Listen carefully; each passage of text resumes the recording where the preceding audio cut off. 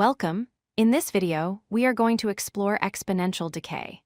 This is a fundamental concept in algebra that describes how things decrease over time, specifically when the base, which we call b, is greater than 0 but less than 1. So, what exactly is exponential decay? It is a process where a quantity shrinks at a rate that is proportional to its current size. A simpler way to picture this is as a repeated percentage decrease. Each period, the value goes down by a specific percent of its most recent value. This is the mathematical formula that governs exponential decay. Y equals a times b to the power of x in this equation. Y represents the final amount. A is the initial or starting amount. B is the decay factor, which is the key to this process. And x stands for the number of time intervals that have passed. The most important part of this formula for decay is the decay factor, b. For exponential decay to happen, b must be a value between 0 and 1. This b value is the percentage of the quantity that is left after each time period. For instance, if a value goes down by 20%, that means 80% remains. So, the decay factor b would be 1 minus 0.20, which equals 0.80. Let's look at a real-world scenario.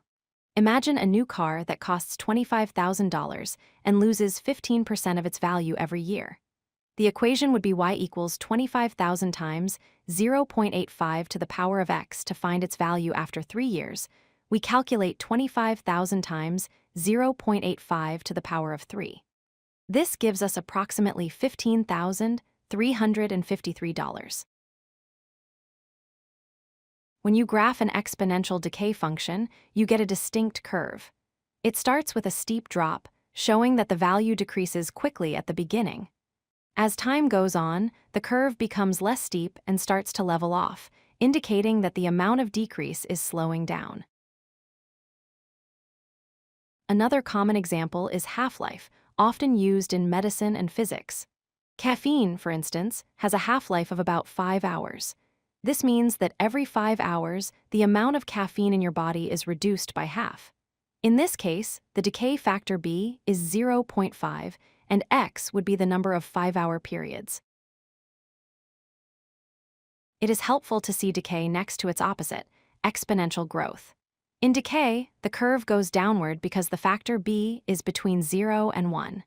In growth, the curve goes upward because the factor b is greater than 1. The same formula applies to both, but the value of b determines whether the quantity increases or decreases. Let's quickly review the main points. The formula to remember is y equals a times b to the power of x for decay. The crucial rule is that b must be between 0 and 1. Remember that b is the percentage that remains, not the percentage that is lost. This concept is seen everywhere, from finance to biology.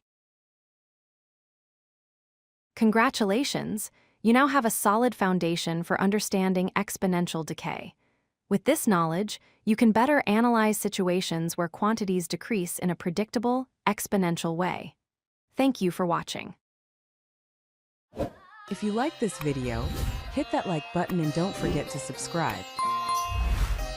Visit codelucky.com for more such useful content.